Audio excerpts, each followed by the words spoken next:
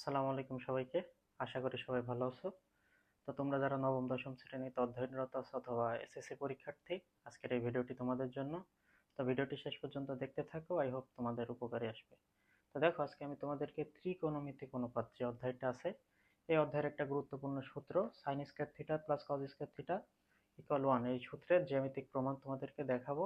যদি এই সূত্রটা বুঝতে পারো, বাকি যে দুইটা সূত্র আছে অর্থাৎ cosec square theta minus cot square theta equal 1 এবং sec square theta minus tan square theta equal 1, এই দুইটা সূত্রের জ্যামিতিক প্রমাণ তোমরা ইজিলি বের করতে পারবে। তো তাহলে মূল আলোচনায় আসা যাক। দেখো, ত্রিকোণমিতি ত্রিকোণমিতি মানে কি? ত্রিকোণমিতি মানে সহজ ভাষায় বলতে গেলে ত্রিভুজের পরিমাপ। এখন ত্রিভুজ তো তোমার অনেক প্রকার আছে, যেমন সমকোণী ত্রিভুজ, সূক্ষ্মকোণী ত্রিভুজ, স্থূলকোণী ত্রিভুজ। তো এই ত্রিভুজগুলোর মধ্য থেকে কোন ত্রিভুজটা তোমার ত্রিকোণমিতিতে ইউজ হয়? এই ত্রিভুজগুলোর মধ্য থেকে তোমার মূলত সমকোণী ত্রিভুজটাই ত্রিকোণমিতিতে ইউজ হয়। তো দেখো, আমি একটা সমকোণী ত্রিভুজ আঁকি।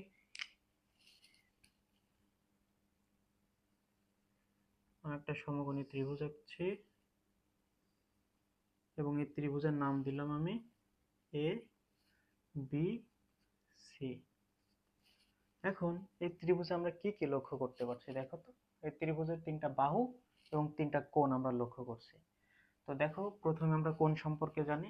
তো বি যে কোণটা আছে, এই কোণটা তোমার সমকোণ বা 90 ডিগ্রি। আর বাকি যে দুইটা কোণ আছে অর্থাৎ এ এবং সি, এই দুইটা কোণই সূক্ষ্মকোণ। আর সূক্ষ্মকোণ কি?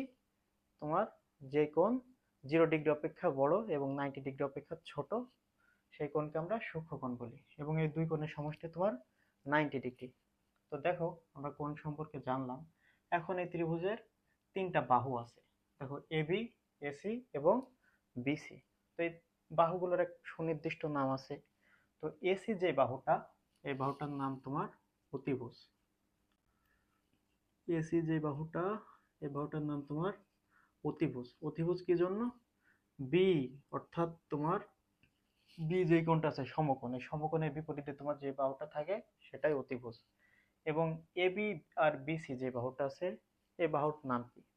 এই বাহুর নাম আমরা তখনই সুনির্দিষ্টভাবে বলতে পারবো যখন এ কোণ বা সি কোণকে, যে কোনো একটা কোণকে থিটা কোণ ধরে নেব। তো আমি সি কোণকে থিটা কোণ ধরে নিলাম। দেখো, এখন এ বি যে বাহুটা দেখতে পাচ্ছ, এই বাহুটার নাম লম্ব। লম্ব কি জন্য? কারণ তোমার দেখো, থিটা কোণের বিপরীতে যে বাহুটা থাকে সেটাই লম্ব।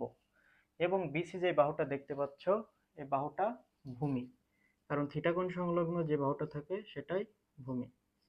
আশা করি তোমরা ও সরি আশা করি তোমরা কোণ এবং বাহু সম্পর্কে একটা সুনির্দিষ্ট ধারণা পেয়েছো। তো দেখো, জিনিসটা আমরা আরেকটু সুন্দরভাবে লিখি। দেখো, ত্রিভুজ এ বি সি এ, কোণ A B C equal 90 degree বা এক সমকোণ, এবং কোণ এ সি বি ইকুয়াল কি ধরছি আমরা? থিটা কোণ ধরে নিয়েছি না, থিটা। এবং কি এসি ইকুয়াল অতিভুজ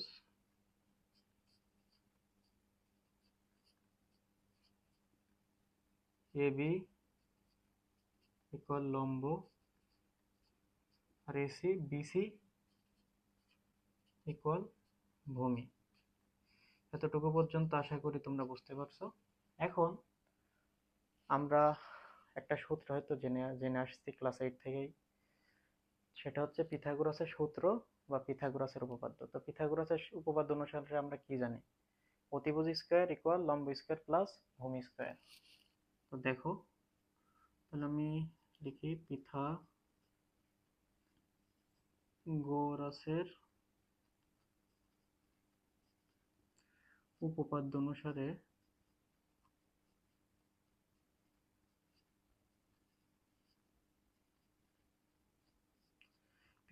উপপাদ্য অনুসারে আমি কি লিখতে পারি? অতিভুজ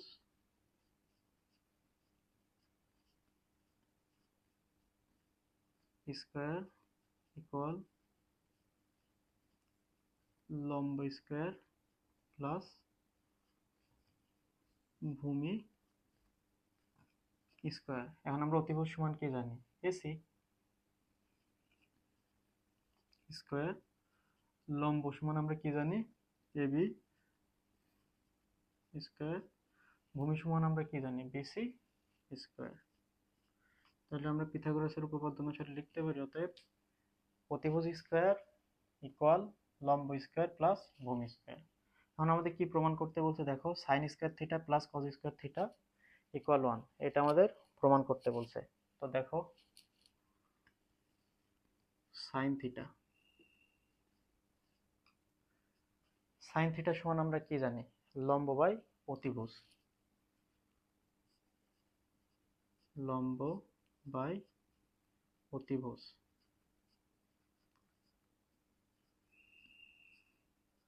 এখানে লম্ব কি? লম্ব তোমার এবি আর অতিভুজ AC, AB by AC. Cos theta সমান আমরা কি জানি? ভূমি বাই অতিভুজ।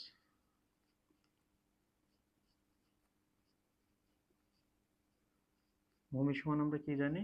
ভূমি সমান জানি আমরা বিসি অতিভুজ এসি, বিসি বাই এসি। এতটুকু পর্যন্ত আই হোপ তোমরা বুঝতে পারছো। এখন দেখো কি প্রমাণ করা লাগবে, sign square theta plus cos square theta equal 1। তাহলে আমরা লেফট হ্যান্ড সাইড সমান কি লিখতে পারি? Left hand side equal sine square theta plus cos square theta.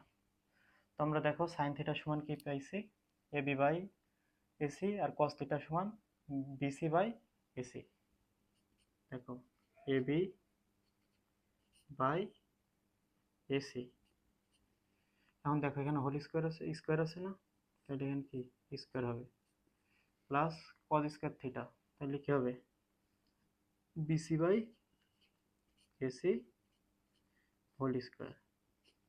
তখন একটা ক্যালকুলেশন করো কি আসে দেখো, AB square by AC square plus BC square by AC square. এখন একটা লসাগু করো, এসি স্কোয়ার লসাগু কি হবে?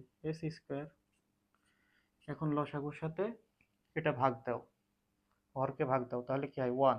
যেটা বের হবে সেটা এবির সাথে গুণ হবে, তাই লিখে হবে এবি স্কোয়ার প্লাস এখানে কি হবে?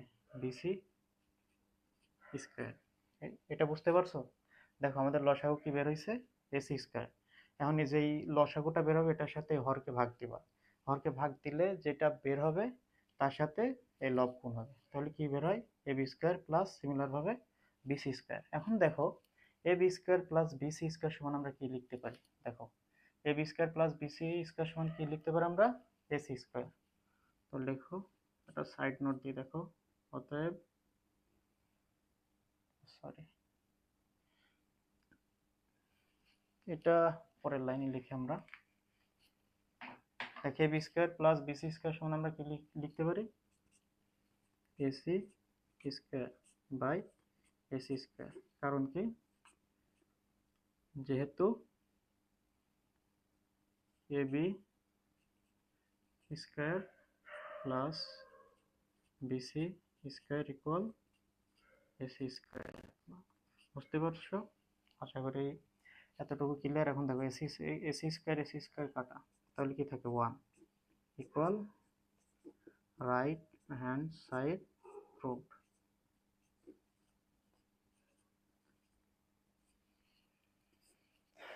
আশা করি তোমরা এই সূত্রের জ্যামিতিক প্রমাণটা বুঝতে পারছো।